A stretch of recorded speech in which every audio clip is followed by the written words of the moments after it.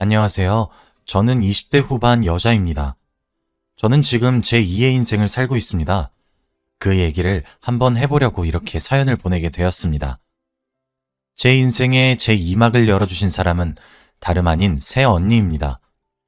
새언니는 제게 정말 구원의 빛이자 천사 같은 사람이에요. 저는 정말 저런 새언니를 데려온 오빠를 꼭 안아주고 싶다는 생각이 난생 처음 들 정도로 새언니는 제게 또 다른 신앙이 되었습니다. 제가 새언니 말 한마디에 껌뻑 죽고 이렇게 잘 따르게 된 이유는 당연히 있어요. 바로 새언니로 인해 제 청춘이 이제 나름 괜찮아졌단 것이 이유죠. 사실 저희 집은 매우 가부장적인 집안입니다. 여기에 소개된 다른 가부장적인 집안들과 비교가 되지 않을 정도로 정말 심한 편입니다. 드라마에 나올 법한 남자는 하늘이고 여자는 땅이다의 사상이 찌들린 전형적인 가부장적인 집안이죠. 오빠와 저는 6살의 나이가 차이가 나고 새언니와 저는 3살의 나이 차이가 있습니다. 새언니와 약 5년 전쯤에 결혼을 하였는데 제 나이가 24살이었죠. 저희 집은 그때에도 아주 철저하게 오빠와 아빠를 중심으로 집안이 돌아갔어요. 먹을 것을 차별하는 것은 아주 당연했습니다. 오빠랑 아빠는 4인용 식탁에 매 끼니마다 고기나 생선 등등 단백질 덩어리들만 먹었고 밥도 뽀얀 쌀밥을 먹었어요. 저랑 엄마는 식탁에 앉지도 않았고 옆에 조그마한 상을 펴서 나물을 무친 거라던가 고기 없는 고깃국 등을 먹었죠. 소세지나 돼지고기, 소고기 등등 저와 엄마가 먹을 수 있었던 고기들은 죄다 아빠와 오빠가 먹다 남긴 것들이었어요. 저와 엄마가 먹었던 밥들도 뽀얗고 새하얗긴 개뿔, 덕지덕지 달라붙어 잘 떨어지지도 않는 오래된 밥을 전자레인지에 데워 먹었어요. 한 번 먹은 반찬은 오빠랑 아빠는 손도 안 대서 저랑 엄마가 잔반 처리하듯 먹어야 했고 밥이 남아도 꼭 새로 밥을 해서 아빠랑 오빠를 주고 저랑 엄마는 식은 밥이나 오래된 밥을 먹었죠. 그런데 그게 제가 어려서 아기였던 시절부터 너무 익숙하고 당연하게 행동을 해서 어느 정도 클 때까지 차별이란 사실을 몰랐어요. 그게 가족 중에서 저만 그렇게 먹는 게 아니라 엄마도 아주 당연하다는 듯 함께 행동하니까요. 그냥 좀 유별나다 싶은 정도로만 알고 있었던 것 같아요. 그리고 당연히 과일을 깎는 것도 설거지와 빨래를 포함한 집안일을 하는 것도 전부 저와 엄마의 몫이었습니다. 저는 7살 때부터 청소기를 돌렸던 기억이 나요. 그때부터도 엄마는 제게 항상 말씀을 하셨어요. 주연아, 엄마가 집을 비우거나 아프거나 할 때 네가 아빠와 오빠를 위해 집안일을 해야 해. 알았니? 라고 말이에요. 제가 할 수 있는 대답은 네, 알겠어요, 엄마 뿐이었어요. 그런 말을 어렸을 때부터 들어서 그런지 저도 제가 하는 것이 당연하다고 생각했어요. 실제로 엄마가 아프거나 병원에 입원하시거나 했을 때도 어린 나이였지만 집안일도 제가 다 하고 밥도 차렸거든요. 물론 설거지까지 제 몫이었죠. 당연히 거기에서 차별은 끝나지 않았어요. 당연히 입는 것도 차별이 많았어요. 저는 오빠와 6살이나 차이가 나니까 성별이 달라도 매번 오빠 옷을 물려 입었어요. 소매를 걷고 다니고 바지단을 줄이고 그런 식으로요. 그래도 옷은 제가 2차 성징이 오기도 하고 오빠가 성장기에 쑥 커버려서 제게 옷이 너무 커지기도 해서 그때부터는 따로 입긴 했었지만요. 그렇게 살다가 점점 제가 나이를 먹고 학교에서 사귄 친구들과 함께 지내다 보니 알게 되었어요. 저희 집안은 유별난 집안이 아니라 그냥 답이 없는 집안이고 혀를 내두르게 되는 집안이란 것을요. 그때부터 공부도 미친 듯이 했었던 것 같아요. 본능적으로 알았던 거죠. 집구석을 나가야 되겠다는 사실을 말이에요. 그래서 그런지 저는 공부를 꽤 잘하는 아이로 컸습니다. 엄마 아빠는 그래도 제가 공부 잘하는 것을 자랑스러워 하셨어요. 포인트가 묘하긴 했지만요. 공부머리가 오빠에게 안 가고 제게 온 것을 탐탁치 않아 하셨거든요. 그래서 그런지 제게 학용품을 사는데 쓸 돈은 넉넉히 주셨지만 오빠가 과외를 서너 개씩 할 때 전 독학으로만 공부했어요. 그래도 오빠를 가르쳐주는 수학과외 선생님께서 저를 무척이나 대견하게 생각해 주셔서 엄마와 아빠에게 말해 수학과외 하나만 겨우 들었네요. 아직도 그 선생님께 참 고맙습니다. 오빠는 그렇게 공부를 해서 서울 상위 10위권 내의 대학에 철석 붙었고 6년 뒤 저는 스카이 중 한 곳에 입학하게 되었어요. 다른 집과 달랐던 점은 저희 부모님은 제가 공부하는 것을 지원을 해주셨던 것 정도입니다. 적어도 등록금은 부모님이 부담해 주셨거든요. 저도 성인이 되다 보니까 엄마와 아빠가 제가 어렸었던 시절처럼 대하지는 않더라고요. 하지만 그렇다고 집안 자체의 가부장적인 분위기가 사라지지도 않았죠. 그런데 지금 생각해보면 그때부터 오빠가 제 편을 많이 들어주었던 것 같아요. 셈을 해보니 제가 성인이 되던 해부터 오빠가 새언니와 연애를 시작한 시기였더라고요. 뭔가 그 시점부터 묘하게 오빠의 태도가 달라졌었던 것 같아요. 제가 오래된 밥을 먹든 말든 식은 밥을 먹든 말든 신경은 쥐뿔도 쓰지 않던 놈이 라면에는 식은 밥이 제격이라며 제 식은 밥과 본인의 쌀밥을 바꿔 먹기도 했고 저녁을 먹다 말고 식탁에 있는 고기를 저희 작은 상에 덜어주기도 했고 어떤 날에는 몰래 제 방에 들어와 용돈을 쥐어주기도 했거든요. 그리고 설거지도 도와줬어요. 원래 저희 엄마가 오빠랑 아빠 손에는 물 한 방울 안 묻혔거든요. 그런데 엄마 몰래 부엌에서 뭐 꺼내 먹는 척 하면서 헹구는 거나 접시를 정리하거나 뭐 그렇게 사소한 거라도 도와주더라고요. 생전 제 생일이 봄에 있는지 여름에 있는지도 모르는 놈이 제 생일엔 왜 케이크 안 사주냐고 자기가 나가서 헐레벌떡 사오기도 하고 수상한 기색이 물씬 있었어요. 그때부터 오빠 새끼에서 오빠 놈으로 제가 마음속으로 승격을 시켰던 것 같네요. 그때는 솔직히 속으로 밥을 잘못 먹었나? 머리가 헷가닥했나? 별 걱정을 다 했던 것 같아요. 그러던 어느 날 오빠 놈의 이상행동도 어느 정도 익숙해졌을 무렵이었고 제 나이는 23살이었습니다. 하루는 오빠가 거실로 저희 온 가족을 부르더니 갑자기 폭탄 선언을 하더라고요. 저 결혼하고 싶은 여자가 있어요. 라고 말이에요.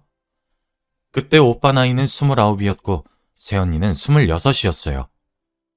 엄마와 아빠는 오빠가 연애하는 낌새는 진작에 눈치를 채신 듯 하셨고 데려오라고 하시더라고요. 저만 놀랐죠 뭐. 그렇게 저희 가족에게 인사를 오게 된 언니의 첫 만남이었어요. 첫 만남이라 집에서 만나기보다는 근처 좋은 식당에서 만났죠. 저희 오빠도 저보단 조금 부족하지만 좋은 대학에 좋은 성적으로 졸업했고 또래에 비해 괜찮은 직장에 들어가 괜찮은 연봉을 받으며 지내고 있었어요.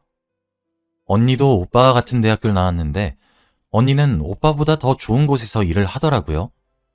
엄마가 그걸 듣고 그래도 여자가 남자보다 잘나면 남자 귀가 죽 이런 식으로 잔소리를 하려고 하자 오빠가 말을 싹 잘라먹고 그쵸 엄마?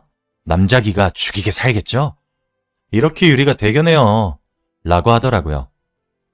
전 엄마 어안이 벙벙한 표정을 난생 처음 봐서 그날 웃겨 죽는 줄 알았어요. 그래도 다른 사람도 아니고 자기 아들이 말을 잘라먹으니 뭐라 하지도 못하는데 웃기더라고요. 아빠는 원체 과묵하셔서 그냥 필수적인 질문들만 몇 개 하고 고개만 끄덕거리셨고요. 새언니의 첫인상은 인상이 정말 좋고 밝은 이미지라고 해야 하나? 그냥 꼬인 부분 없이 항상 밝은 사람들 있잖아요. 애교도 많고 웃음도 많은 그런 사람이요. 딱 그런 화사한 느낌이었어요. 그렇게 결혼 이야기가 나오고 저희 엄마가 오빠 9수에 결혼하는 것은 무조건 안 된다고 단단히 못을 박아서 제가 24이 되던 해에 언니는 제게 가족이 되어 주었습니다. 그런데 새언니가 등장한 이후로 정말 저는 제2의 인생을 살게 된 것 같아요. 제가 이렇게 글을 쓰게 된 이유인데요. 저희 아빠가 진짜 엄하시고 무섭고 가부장적이시고 하여튼 다 하세요. 그렇다 보니까 저는 대학 시절에도 OT와 MT는 꿈도 못 꿨어요. 외박이 아예 불가능했거든요. 클럽? 정말 한 번이라도 놀러가 보는 것이 소원이었고 친구들과 여행도 가고 싶었어요. 그런데 무조건 당일치기였고 당일치기 여행하는 날만 밤 10시에 들어올 수 있었어요. 1시간마다 여자인 친구랑 함께 엄마나 아빠가 주문하는 포즈로 사진을 찍어서 여자친구랑 간 것도 인증해야 했고요. 진짜 저도 지금 생각해보면 어떻게 살았나 싶을 정도다 싶긴 하네요. 그런데 제 통금 시간이 사라졌어요. 그것도 새언니 덕분에 말이에요. 그날은 아직도 생생한 것이 일요일 오전이었어요. 새언니가 오빠랑 저희 집에 점심을 먹으러 놀러 온 날이었죠. 그렇게 서로 대화를 주고받으면서 밥을 먹다가 어쩌다 통금 이야기가 나오게 되었어요. 아가씨, 통금은 언제까지예요? 저요? 당일치기 여행하면 밤 10시까지고 평소엔 8시까지예요. 에이, 아가씨, 건강한 반항도 좋은 거예요. 어머님, 아버님, 저도 원래 통금이 엄청 엄했는데 막상 몇 번 어기고 이렇게 지내니까 어느새 흐지부지 되던 거 있죠? 아가씨도 조금은 늦게 들어와도 되지 않아요? 새언니가 방실방실 웃으면서 살갑게 말하는데 그때 전 느꼈죠. 24년 제 인생 중 오늘은 혁명의 날이 될 것이란 것을요. 저희 아빠는 새언니를 무척 좋아하세요. 저도 사실 오빠와 아빠 중심인 집안과 엄마 등살에 조금 무심한 사람으로 자랐거든요. 그래서 정말 꿈에도 몰랐는데 저희 아빠가 새언니의 애교에 살살 녹더라고요. 매사 어떻게든 트집 잡을 건덕지를 찾아내는 매의 눈을 가지고 계셨던 아빠였는데 새언니가 방긋방긋 웃으면서 얘기를 하면 그래 뭐 네 말도 일리가 있지 라고 편을 들어주셨거든요. 새언니가 제 통금을 늦추는 제안을 했는데 옆에서 오빠는 언니 바보이기 때문에 그래 그것도 좋지 여보가 현명하네. 하긴 나도 동생 나이였을 때는 통금이 없었던 것 같기도 해 라고 하며 앉아있고 언니 맞은편엔 아빠도 아무 말 없이 침묵하고 있었어요. 그랬더니 엄마가 속에 천불이 나셨는지 쓸데없는 소리 하지 말고 밥이나 먹자 라고 하셨고 저희는 밥을 먹었어요. 그렇게 제 혁명은 여기서 끝이구나 싶었죠. 밥을 다 먹고 거실에 둘러앉아 과일을 깎고 있었어요. 언니가 또 통금 얘기를 하더라고요. 이번엔 아빠가 나서서 요즘 세상이 얼마나 험한데 하셨고 엄마도 괜한 바람 넣지 말거라. 얼마나 위험천만한 세상인데. 마음 같아서는 낮에도 집에만 두고 싶다 라고 하셨죠. 저도 그쯤에서 포기하고 있었는데 새언니는 아니더라고요. 하긴 그쵸. 세상이 얼마나 험한지. 정말 세상에 나쁜 사람들이 문제인데 왜 험한 우리 아가씨가 피해를 봐야 되는 건지.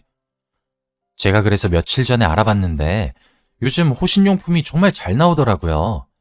그래서 호신용 스프레이랑 사이렌이에요. 이거 제가 어제 한번 틀어봤는데 소리가 엄청 크더라고요. 그러면서 호신용 사이렌을 켰는데 진짜 집안이 떠나갈 정도로 크게 울리더라고요. 저도 안 그래도 아직 어린 우리 아가씨 혹시나 위험할까 싶어서 한번 샀어요. 라고 했죠. 저희 아빠도 보통 새언니가 의견을 내면 그래 그러렴 하던 분이셨는데 제 통금에 대해선 조금 고집을 부리시더라고요. 그래도 나쁜 일이 생길 수도 있고 질 나쁜 아이들과 어울릴 수도 있지 않니 하시면서요. 그랬더니 새언니가 에이 어머님 아버님 그럴 리가요. 아가씨가 그런 사람들과 어울린다고요? 말도 안 돼요. 아가씨가 어머님과 아버님의 현명한 부분을 24년 동안 얼마나 잘 배웠겠어요. 그쵸 아가씨? 만일 그런 일이 벌어지면 제가 말려볼게요. 하지만 그런 일은 없을 거예요. 아가씨가 어머님이랑 아버님한테 얼마나 완벽한 가정교육을 받았는데요. 그치 여보? 라고 했고 이 한마디에 저희 아빠는 결국 오케이를 하셨고 엄마도 아빠가 허락하니 별 수 없지 알겠다라고 하셨죠. 사실 저는 통금한 시간을 어겼던 이유로 머리채 잡혀서 머리카락도 잘려봤고 2시간 늦었다는 이유로 이렇게 막 살고 막 나갈 거면 아무데도 가지 말라며 옷도 잘려봤고 가방도 찢겨봤고 카드도 잘려져 봤어요. 저도 반항을 하지 않은 것은 아닌데 제 반항의 수위보다 엄마와 아빠의 방어막이 더 견고했죠. 그래서 저녁 7시만 되어도 출발을 해야 늦지 않게 통금 시간인 8시 전에 도착하니 몸에 생체 시계라도 만들어진 것처럼 7시가 되면 딱 느낌이 오고 그랬거든요. 저도 제 처지가 슬펐지만 결혼하면 나아지겠지 하고 말았는데 오랜 시간 길고 길었던 제 통금 투쟁이 새언니로 인해 하루 만에 결판이 나더라고요. 새언니가 제게 윙크를 하며 호신용품을 건네주는데 진짜 언니를 업고 동네방네 돌아다니고 싶었어요. 아빠는 옆에서 그래 새아가 말도 일리가 있어 이러고 있고 오빠도 앞에서 당신 역시 멋있어 내 동생까지 챙겨주다니 당신은 천사가 분명해 이러고 있으니 엄마가 조금 삐지신 게 문제였죠. 근데 그 부분도 언니는 어머님, 아직 오후 1시밖에 안 됐는데 오랜만에 저희 여자들끼리 뭉쳐요 하면서 저랑 엄마 새언니 이렇게 백화점으로 쇼핑을 하러 갔고 엄마에게 너무 고우시다며 예쁜 명품 스카프를 하나 사주시면서 일단락되었어요. 언니가 그렇게 똑 부러지고 야무지면서 똘똘하기까지 하니까 오빠는 언니한테 스스로 잡혀 살고 좋아 죽고 아빠도 그런 언니의 애교에 완전 녹아요. 저는 아빠가 엄청 엄하고 진중하시고 그런 사람이라고 평생을 알고 있었는데 오히려 애교에도 약하고 조르는 것도 좋아하고 이러는 것도 언니 덕에 처음 알게 되었어요. 진짜 이뿐만이 아니라 저희 집의 가부장적인 분위기를 새언니가 조금씩 환기시켜줘요. 예를 들면 저번에 제 친척 어른께서 저희 집에 대게를 엄청 많이 보내준 적이 있어요. 대게를 보내면서 새우랑 조개들도 엄청 많이 보냈어요. 가리비에 키조개 등등이요. 그래서 언니는 같이 하자고 미리 말했지만 그래도 오빠를 바로 먹이고 싶어하는 엄마의 등살에 언니랑 오빠가 오기도 전에 찌고 삶고 난리를 치고 있었어요. 언니랑 오빠가 도착하고 나서 저랑 엄마가 대게를 하나씩 손질하고 새우도 껍질을 까면서 손질하고 조개도 먹기 좋게 해서 내어가고 있었어요. 아빠랑 오빠는 상에 앉아서 먹기만 했고요. 그런데 바로 그때 새언니가 헛기침을 큼큼해서 오빠가 언니를 보게 만들더니 저와 엄마가 손질하고 있는 걸 한번 보고 상에 올라와 있는 손질 음식을 한번 보고 오빠를 한번 봤어요. 근데 오빠가 웃겼던 게 그 눈짓 한 번에 바로 태세 전환을 해서 엄마, 주연아, 같이 먹자. 따뜻할 때 먹어야 맛있지. 에이, 손질은 또 뭐하러 해. 여보도 얼른 앉아서 같이 먹자. 엄마, 내가 또 새우 껍질 하나 기가 막히게 까잖아. 내가 인터넷에서 봤는데 숟가락으로 한 번에 까는 방법이 또 있어요. 아버지, 이거 보세요. 하면서 자기가 손질하기 시작하는 거예요. 근데 그 일련의 과정이 언니는 아무 말도 안 하고 진짜 눈짓으로 시킨 건데 오빠가 찰떡같이 알아들은 것도 신기한데 오빠도 처세하는 방법이 엄청나게 자연스럽고 티 안 나게 하니까 진짜 너무 웃기면서도 언니가 대단하게 느껴지면서도 멋있고 존경스럽고 진짜 오만 생각이 다 들더라고요. 그때 처음으로 오빠랑 아빠랑 같은 타이밍에 식사를 시작하고 같이 끝냈던 것 같아요. 아빠도 오빠가 가르쳐준 방법이 신기했는지 손수 껍질을 까서 드시는데 제겐 나름 충격이었습니다. 이런 식으로 오빠가 슬금슬금 부엌에 드나들기 시작했어요. 원래 엄마가 오빠 부엌에 오는 거 진짜 싫어했거든요. 근데 장남이 그러니까 엄마도 딱히 크게 화는 안 내시고 그러더라고요. 그러다 언니가 임신을 하게 되었어요. 심지어 아들과 딸, 쌍둥이였죠. 이란성 쌍둥이요. 언니가 임신을 하게 되면서부터 오빠는 더 언니 말에 껌뻑 죽고 과보하듯 어와둥둥하기 시작했고 믿었던 아빠도 새언니가 바람이 불면 날아갈까 쥐면 부러질까 하며 전전긍긍 하셨어요. 어느 정도였냐 하면 새언니가 목마르다는 말에 아빠가 직접 물을 떠다 주셨다니까요. 그리고 엄마도 그런 꼴 보기 싫다 싫다 하시면서도 언니 몸에 좋다는 보약을 한제 짓고 그러셨어요. 지금은 쌍둥이가 많이 커서 3살이 되었어요. 그리고 언니의 임신과 출산으로 저희 집의 가부장적인 분위기가 정말 많이 희석되었어요. 언니가 나중에 제게 그러더라고요. 제 오빠가 자기한테 본인의 집이 많이 가부장적이라고 결혼 전에 미리 말을 했대요. 하지만 그런 것들에게서 무조건 언니를 지켜주겠다고 호언장담하고 약속에 맹세도 해주길래 결혼을 했대요. 이 사람이라면 우리가 꾸려나갈 가족이 우선이겠구나 싶어서요. 그런데 막상 결혼하고 나니까 언니가 생각했던 것보다 훨씬 더 가부장적이어서 너무 걱정이 되더래요. 언니와 오빠가 아이를 낳으면 손자, 손녀가 차별을 당할까 싶어서요. 눈앞에서 제가 오빠와 차별을 당하고 있으니까요. 그래서 언니가 정말 노력하려고 했고 저도 언니를 너무 잘 따라줬대요. 그래서 고맙다고 하더라고요. 저 진짜 너무 감동이었잖아요. 그런 언니의 노력이 빛을 발한 건지 예쁜 공주님과 멋진 왕자님인 조카들이 태어나면서 저희 집은 정말 많이 나아졌습니다. 일단 집안의 장남인 오빠부터 딸인 조카를 더 어와둥둥하기 시작해서 그런지 조카들은 저와 달리 평등하게 사랑받으며 자라고 있어요. 저희 엄마랑 아빠도 언니와 오빠가 조카들을 데려온다고 하면 입이 찢어져라 웃으시고 아빠는 청소기도 돌리세요. 조카들이 먼지라도 들이마실까 걱정이 돼서요. 아직 완벽하게 가부장적이지 않다고 말할 순 없지만 언니 덕에 정말 분위기가 많이 바뀌어서 언니에게 고마운 것이 참 많아요. 진짜 언니를 보고 있으면 남자는 여자하기 나름이라는 말이 절로 생각이 나요. 자기밖에 몰랐던 이기적인 오빠놈이 저렇게 아내바보인 것은 5년이 지난 지금 봐도 참 신기하네요. 그리고 언니 덕에 통금이 풀려서 저도 드디어 남자친구와 결혼 얘기가 오가고 있어요. 덕분에 아름다운 추억들도 많이 쌓을 수 있어서 참 행복한 연애 시절을 보냈죠.